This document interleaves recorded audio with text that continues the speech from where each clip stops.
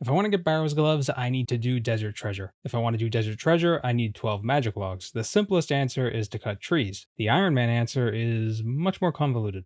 First, I wanted to work on getting prayer potions. Having protection prayer unlocked means nothing if you can't restore your prayer points on the go. I'm sure plenty of people have done a lot more without prayer, but I'm not one of those people, so 38 herbalore is at the top of our to-do list. Shades of Morton gives 2000 herbalore XP upon completion, and it unlocks the ability to create serum 207 potions. They're basically useless, but the only other option I have for using Terramins is strength potions, and I'd rather save the limpwort roots. I made sure to permanently cure Razmire in case I want to come back here in the future and explore the Shade Catacombs. Content was added to it sometime in the past, probably years ago, but it's unique to old school and I'm curious to check it out eventually. I got 26 herbalore from the quest itself and then took the Diary of Herby Flax to the apothecary for an extra 335 XP, bringing me to 27. Now it was time to actually train the skill by making potions, can you believe it? I used up the small amount of herbs I had sitting in my bank from random drops and the like. Guams became attack potions, Tarman became serum 207s, Harlanders became energy potions, which will be great for those run through the dungeon quests when I run out of strange fruit. I only had enough herbs to get to 28 herbalore, but that's fine. We'll come back to it. It was now time to get started with Birdhouse runs. It sounds like a sidetrack, but that's because it kinda is. First, I needed clockwork mechanisms for them, which required building a workshop and a level 2 crafting table. A few Mahogany Homes contracts was enough to get me to 25 construction, and I made my clockworks. To get to Fossil Island, all I had to do was the quest Bon Voyage, but you need 100 kudos with the Varrock Museum to start the quest. I had already done a bunch of artifact cleaning, I'm pretty sure I found all the artifacts actually, but because I had already done a bunch of quests, I was able to give Historian Minus a little bit of info for his displays. He gave me an XP lamp in return, and that got us to 29 herbalore, but I forgot to record it, so that's why I had to use the puppets. The last bit of kudos came from Orlando Smith's quiz thing. I'd love to give you all a bunch of animal facts related to these displays, but we're on a mission and I don't have time to revel in trivia. This video is already long enough as is. Okay, just one. There's only one known venomous lizard native to the United States, the Gila monster. It's such a cute little fatty, you wouldn't think it was any more dangerous than a leopard gecko. But they've got one of the most painful bites any vertebrate can give you. Although I'm guessing that's among the non-lethal bites, I would assume a diamondback would hurt more because it can, like, kill you. 26 Slayer, 9 Hunter. After finishing Bon Voyage, the quest unlocking Fossil Island, I built as much of the base camp as I could with the construction level that I had. The bank was the most important and I built that immediately. Then I went on my trek up to the house on the hill where I attuned my dig site necklace, allowing me to teleport back to this very location, and I activated 3 of the 4 mycelium transportation system hubs. I'm gonna assume these are convergent evolution and they're just fungus-based spirit trees. Both had a similar niche and teleportation served them well in that whatever. The one deep in the swamp is useful for Soliosep woodcutting, but that's not important to birdhouse runs, so we'll come back to it later. If you don't do birdhouse runs, you really should. You build a birdhouse with a clockwork mechanism and a set of logs using a hammer and chisel. You place it on the birdhouse hotspot, put 10 seeds inside it, typically you'd use some kind of hops or allotment seed, and come back 50 minutes later. As much as it saddens me, these are traps that kill the birds who are just looking for a place to stay. You get feathers and bird nests as a reward, but more importantly, you get a sizable amount of XP. Also, you got the clockwork mechanisms back, so you never actually have to make more than 4. After my first run of 4 normal log birdhouses, why is that such a... what? I need to start writing scripts that are easier for me to say. After my first run of 4 normal log birdhouses, I got 14 hunter and was able to graduate up to oak logs. The higher the tier of log, the better the loot and XP, but that probably goes without saying. Although if I'm honest, I don't really care about the loot. All I care about is the passive hunter XP. It's really great for the lower levels. It'll definitely taper off at the later levels, since you're only getting maybe 5 or 6,000 XP at most every run, which at level 85 or whatever, that's peanuts. Which just made me realize, of all the plants that are in RuneScape, there are no peanuts. There aren't many tree nuts, are there? Although peanuts aren't tree nuts, they're legumes. They're actually not even nuts. Although I guess they are New World crops, so why would they be in a medieval game? Well, there's tomatoes, those are a New World crop. I got a willow seed from one of those bird nests, planted it, checked its health, and got 35 farming. We'll need willow branches at a later time, so getting that rolling before I need them was a good idea. The only reason I mention it now is because in the next clip it says I got 35 farming in the chat box, and since some rando was talking about diarrhea, I figured it'd be hard for anyone to ignore, so thanks diarrhea guy. Temple of Ikov is a prerequisite for Desert Treasure, which means we need 40 ranged and 20 limpwort roots. Feeding 2 birds with 1 scone, I killed hill giants with a bone crossbow. Ranged XP XP, and limpwort roots. But I realized how terrible that was since the drop rate on limpwort roots is abysmal. Instead, I went to ammonite crabs to train my range while waiting for the limpwort seeds I happened to have to finish growing. I made sure to use ultra compost for increased yields as well. Ultra compost is so much easier to get in old school than in RuneScape 3. It's really nice. In RS3, you either need to do high level PVM for compostable Infernus Pyroclast or shovel dragon poop from your farm. Yeah, you can raise dragons in comical pens that are smaller than them, but they don't leave, and then you can shovel their poop and turn it into ultra compost. Old school, just add volcanic ash to your super compost, and there you go. Way simpler. I love it. I got 42 hit points while grinding out 40 range, bringing me to combat level 54. I'm still hoping to get Barrow's gloves before level 60, so we're getting kind of close. I have to be careful. Although I'm not really doing any pre-planning, admittedly. If I go over 60, then I'll be kind of disappointed, but oh well. Alright, time for the Temple of Ikov. Now you may be wondering, just background noise. However, will you kill Lasarkis the Fire Warrior with ice arrows if you do not have a used shortbow with which to loose said arrows at said Fire Warrior? Ah, well you see, you don't actually have to hit the guy with the ice arrows. You simply need ice arrows in your ammunition slot while using another ranged weapon that keeps its ammunition in a different slot. Simply put, that's. Bows that don't use ammunition don't work, but thrown weapons do. How this works in the spaghetti is a mystery, but I'm not going to complain about it. No U-bow? No problem. Lasarkis is... oh. How do you even perflick against this guy? Is the damage calculated when he casts the spell, not when it hits you? Alright, so I just fought him without doing the perflicking. His damage is just way too funky. The timing is really weird. I just couldn't figure it out. I betrayed Lucian because it was easier. 42 range, 38 fletching. Because I was near Edgeville, I went ahead and committed what's typically considered a cardinal sin in most fantasy media and killed several unicorns. 5 anti-poison potions got me to 30 herbalore. And I'm just now realizing why we use unicorn horn dust to make anti-poisons. Unicorn horns are said to purify even the most toxic waters. I've probably known that tidbit of mythology for ages and I just never made the connection, and I don't know why. With 30 herbalore, I was able to use the lamp I got from the Easy Lumber's diary to get 31 herbalore, and the best training method from 31 to 36 herbalore is doing Edgar's Ruse. Not only is the quest worth 11,000 herbalore XP, but it unlocks the Trollheim teleport, which will make Desert Treasure, among other things, much easier. I got 3 Goutweed because we need one for this quest, one for Dream Mentor, and one for Dragon Slayer 2. If you time it right, there's a one-click method for this little puzzle, I guess you could call it. When these 2 trolls here walk through each other, click the Goutweed. You should get to it just fine. Put on Protect from missiles so you don't take damage when you're kicked out. With 36 herbalore, I can make combat potions with Harlander and Ground Desert Goathorn, but I needed Harlanders first. Plenty of options were available to me, but there's a problem gnawing at the back of my mind. Magic logs. You need 12 magic logs at the beginning of Desert Treasure. Eblis needs to build those mirrors. You know, the mirrors that tell you where the diamonds are, but you don't actually need to use them since you're going to be using a guide. Where do we get magic logs? Well, we could get 75 woodcutting and chop them ourselves. Yeah, no. There's nature implinks. There's a 10% chance of getting a single magic log when catching them. We need at least 5800 for that. Birdhouse runs may be fast XP in theory, considering how much time you actually spend doing the run, but it still takes around an hour for all the houses to get filled, and I really don't want to train Hunter the normal way, so that's not really an option. Besides, 12 magic logs would mean having to catch over 100 nature implings, which is a lot of world hopping and just a lot of waiting around for implings to show up. It'd probably just be faster to woodcut. Then there's the Wintertodt. The loot scales based on your levels, but you do have a small chance, a 1 in 300 chance, of getting magic logs between 10 and 20 at level 55 woodcutting. It's pretty rare, but it's better than nothing, right? And I'd get herbalore supplies in the crates if nothing else. So back to the Todd. Oh, cool. 1000 total level. We can make our Ironman status permanent so we can never downgrade accidentally. I don't know how you do that accidentally, but the option's there.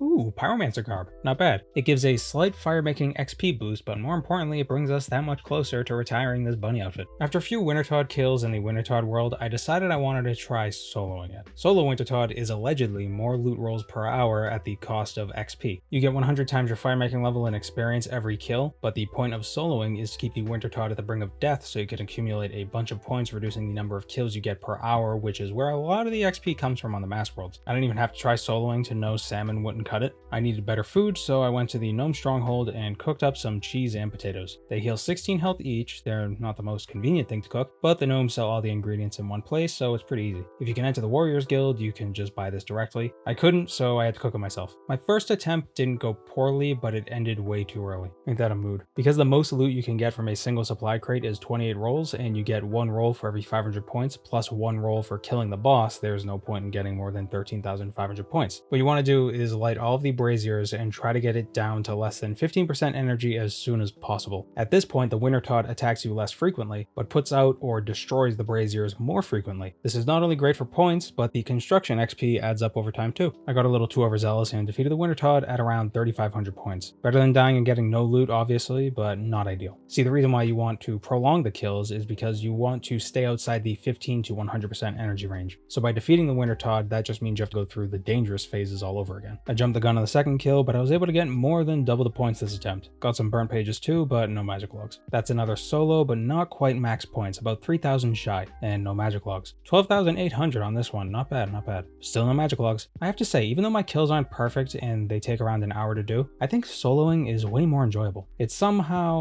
less intense. There's such a great rush to do things when you're massing. If you don't click the brazier fast enough when it goes out, you don't get points for lighting it. If you get hit while fletching, you gotta restart fletching real quick or else you're losing ticks. It's like you're in a constant battle with a clock to get 500 points before the encounter ends. Soloing, the only rushing you have to do is during the first 5 or so minutes, if that. Then it's just a relaxing time hanging out by the fireplace with your pyromancer friends. It's nice, it's cozy. Oh, Bruma Torch. That not only counts as a warm item, although I was already wielding the fire staff, but you can also use it as a tinderbox. Frees up an inventory slot, definitely something I would swipe right to. You know, is that how Tinder works? I've never used. Oh, and another pair of warm gloves. Neat. If you own 3 pairs of gloves, every roll that would otherwise be the gloves is instead a magic seed. Whoa, a call to action, no way.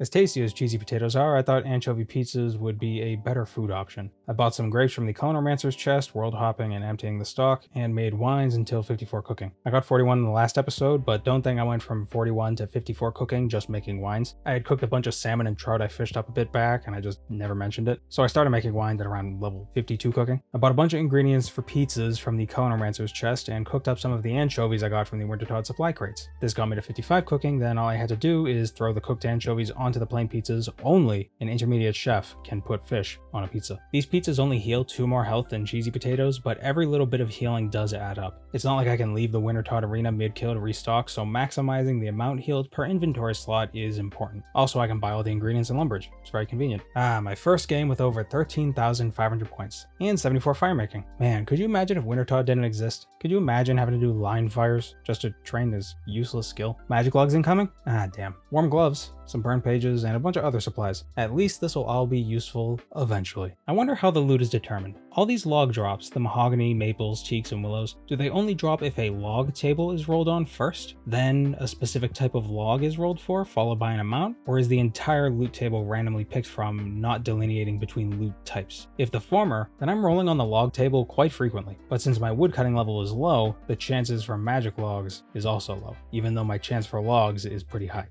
So maybe it was time to do a little bit of woodcutting. Not so much that it'd make more sense to get to 75 or 70 with boosts, but just a little bit to improve my Wintertodt chances. There's a calculator on the wiki, and increasing my woodcutting from, say, 55 to 62 basically doubles your magic log chances. Okay, more footage I forgot to record. When I went to do a Birdhouse run, I realized Wintertodt had given me enough construction levels that I could finally finish up the Fossil Island base camp, and after doing that, you can claim 5 fossils from Peter the Panner. Cleaning them and putting them in the museum awards you with an XP lamp. I used it on herbalore and got 38, so the herbalore grind is done for now. Wow, what a climax. Anyway, after getting 60 woodcutting, I decided to check out the woodcutting guild. You have an invisible +7 woodcutting boost within the guild, so I figured cutting willows in the guild would be just as good as cutting teaks on the Island of Souls. It's not. Getting into the Woodcutting Guild requires 75% Hasidius favor. I turned in about 550 sulfurous fertilizer, then went to the Hasidius mess hall to finish the rest of the favor. I got 75 real quick, but I was already here, so I just went all the way to 100%. First current house maxed out. At 100% we get access to the Tithe Farm minigame and active farming training method, and we'll talk about that at a later date. But yeah, I didn't hang around the Woodcutting Guild for very long because it bored me, and I just went back to Wintertodt. 28 more loot rolls, no magic logs. Ranar seeds though, that's nice. 28 rolls again. Lots of duplicate loot in this crate, only taking up 16 spaces. Oh, magic logs! 11 magic logs. Oh, what a troll. I did a couple more solos hoping to get lucky again, but fate was not on my side. I did get teak seeds though. Having teak trees on Fossil Island so close to a bank may come in handy when we start the construction grind.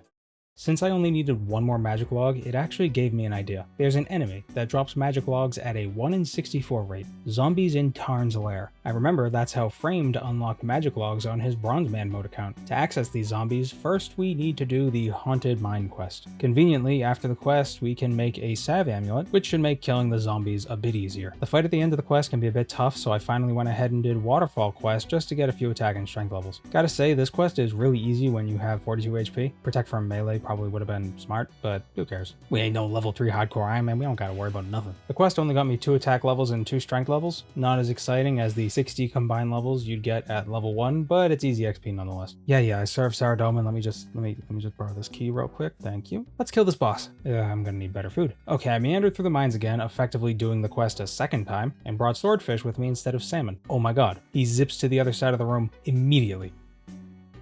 Take 3. Trying Firebolt this time. Maybe the extra range will help. It didn't help. This is annoying. Another Wintertodt kill. No magic logs. Alright, I'll try killing Treyas with a Water Wave instead of Firebolt. Maybe the extra damage will help. And I'm bringing pizzas instead of swordfish. Oh no. Run that way. Run that way. Come on, move. Go. Hello? Motherfucker. Back at Wintertodt doing a mass. I'm pretty bummed, but I got a Pyromancer hood. Like the robes, it's a piece of warm clothing and gives a slight boost to the firemaking XP. You know what? There's other things I need to do for Barrow's Gloves. There's 3 primary grinds, actually. 70 Cooking and Monkey Madness to free Abawogi. Desert Treasure, so you can do the final fight. And lastly, starting Legends Quest, so you can save Ceramic Vase. To keep myself sane, I pushed the singular magic log grind to the side and shifted my focus to the prereqs for Legends Quest. But before I got going with the short mining grind for Heroes Quest, and ultimately for Legends Quest as well, I went ahead and finished the last few tasks I had in the medium Varrock diary. I wasn't sure how much of a difference the Varrock Armor 2 would make compared to the Varrock Armor 1, but it certainly wasn't worse, so why not? There's just 2 quests we need to do for the diary. Enlightened Journey, so we can take the balloon to the lumberyard, and a Soul's Bane. Entering the rift after the quest is a task. I said earlier that I had grown a willow tree from a seed I got from a Birdhouse run, and I'd already collected 12 branches, so there was no need for me to wait around in the middle of the quest. My god, I'm a genius. Hey, here's a tip. If you're ever on Intrana and you need to go to a bank and then come back to Intrana, don't go to Draenor or don't teleport away, don't do anything like that. Leave Intrana, go to Veos, and then take a boat to Land's End for free, and then use the bank there. It's very quick. Oh, also, since surprisingly a lot of this footage doesn't actually show my skills, here's a clip with my skills right here, and it's showing you that my hunter level is 49. I'd been doing Birdhouse runs religiously, although I think that level equates to somewhere between 30 and 40 runs, so I guess really not that much. I only bring this up because it'll be important later. A Soul's Bane is such a great quest. Not because it's challenging or exciting, but it possesses this air of mystery. It's totally alien without feeling out of place in the game world. It looks super primitive, especially the goofy little hands poking out of the walls in the Reaper room, but there's still an ominous presence about it. What's the point? No one will ever help me. Yeah, man, yeah. There's more lore to this place in RS3. It has to do with Lorinab, a primordial hydra with godlike powers, who was subjugated by Zaros upon his arrival to Galenor. The emotions he experienced created this rift. Anger, fear, confusion, and hopelessness. I actually made a video about the lore, and you can check it out in this card. Why did I point in when I'm recording the audio when I pointed?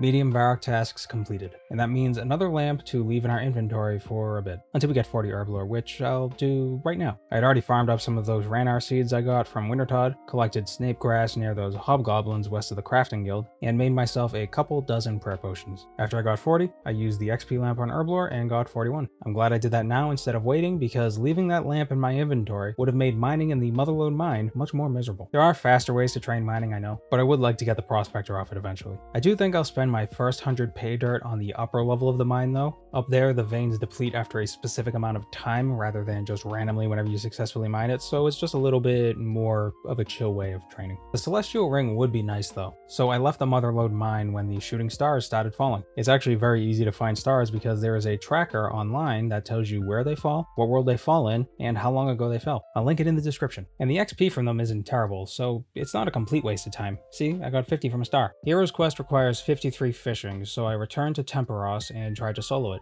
I was successful the first time, but I'm pretty sure that was just pure luck. Every other time I tried soloing it, it was way more hectic. I think it's not really recommended until around level 65 fishing, so I finished up the last few fishing levels doing group kills.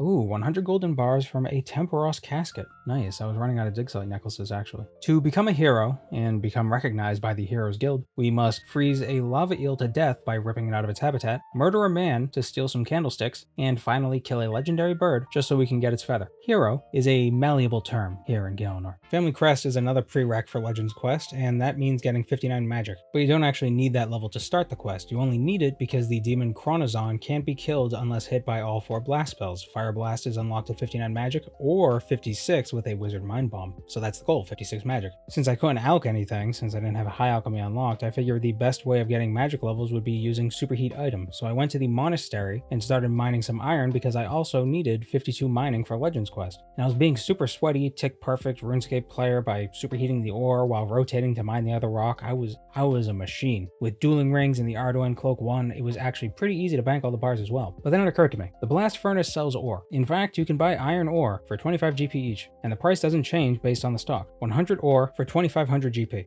What a steal. It only took around 400 to 500 nature runes to get 56 magic. Since I got the nature runes from the Guardians of the Rift minigame, they were pretty much free. And the ore itself didn't cost more than 15k. And now I have a bunch of iron bars to do something with. Maybe make darts? I don't know. We'll think on it. Let's do Family Crest. Oh, hellhounds. Mind Bomb? Fire Blast? Excellent, now we just kill him, and that's the quest.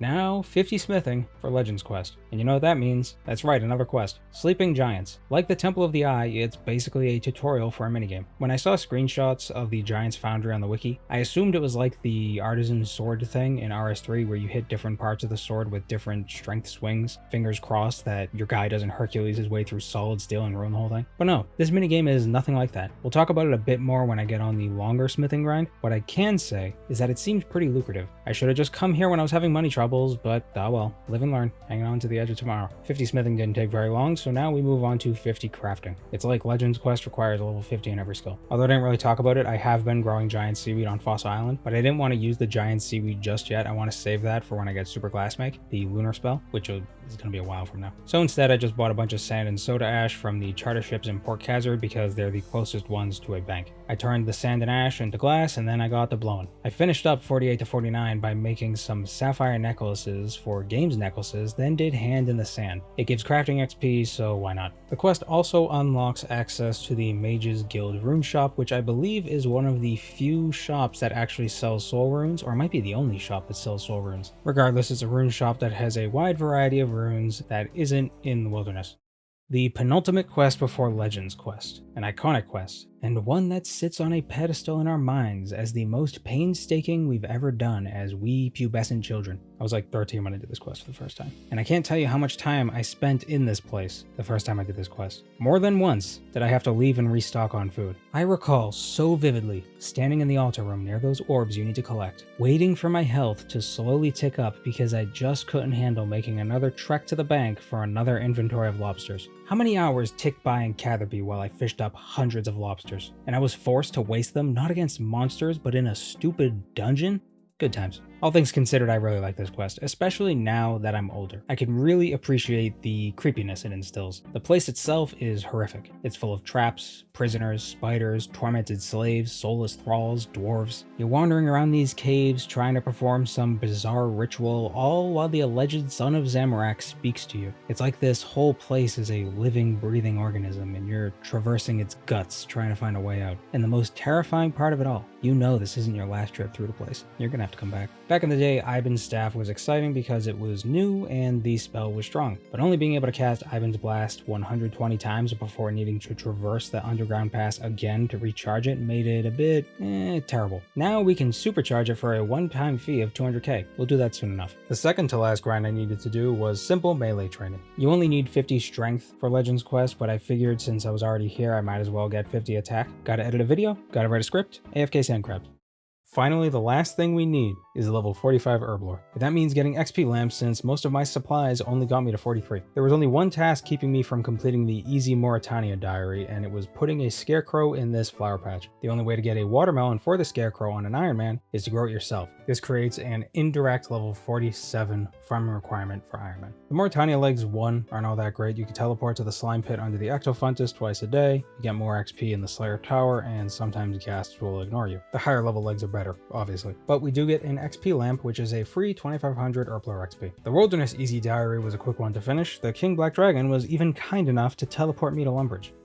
With this diary done, we can claim 10 free runes from Lundale at the Mage Arena. I can't contain my excitement. Another 2500 XP. Here's a clever little trick to train from 44 to 45 that they don't want you to know about. Druids hate me. Make super attack potions. With Agreement's Ale, which you can just buy from the bar in Yanil, you can boost from 44 to 45 and use up all the irrits you've collected up until this point. Super attacks give 100 XP each, so you shouldn't need very many ales before you get 45, assuming you have enough irrits. 45 herbalore. We're ready to become a legend.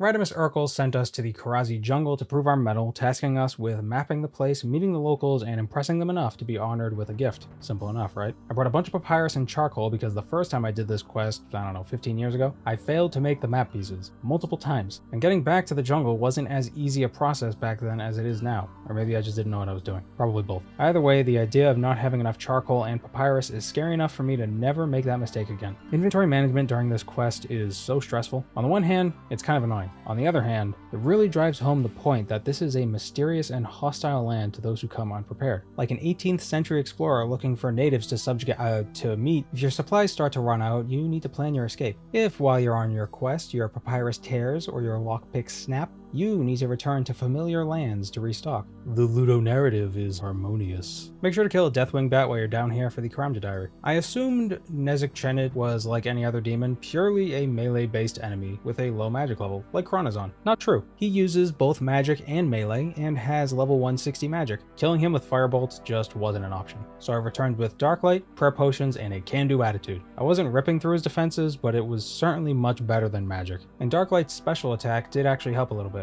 Using the time-tested drop trick, I got extra Yomi seeds from Ungadulu, and there's a non-Legends quest related reason for that. I'll explain it in a bit. To grow the tree, we just need a little bit more holy water. Oh no, the spring's dried up. Well, this is the part of the hero's journey where we suffer a setback. Time to descend into the underworld. Hello, spooky ghost with a strangely familiar name. Kill the skeleton wizard with this totally not evil dagger? Yeah, sure thing, man. Fallen for the foul one's tricks? Me?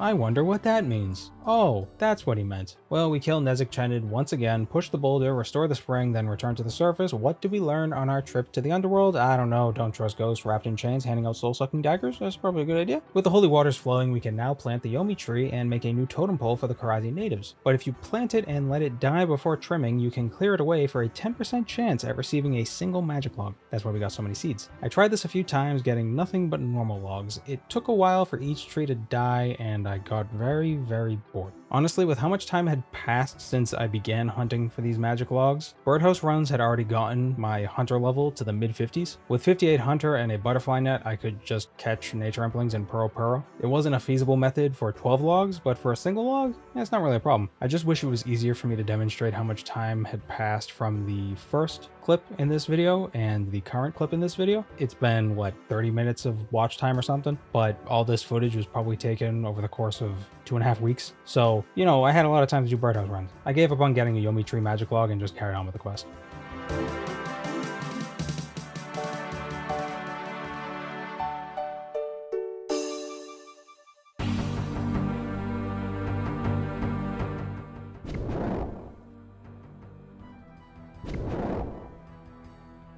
Oh, that's nice. Nezek-Chenid despawned. Second attempt, I just kept my prayers on the entire time. No flicking, no missed opportunities. Yeah, it technically wastes prayer potions, but I wasn't gonna fight this guy down to the wire all over again just for him to vanish. Urkel, I got a gilded totem as a gift.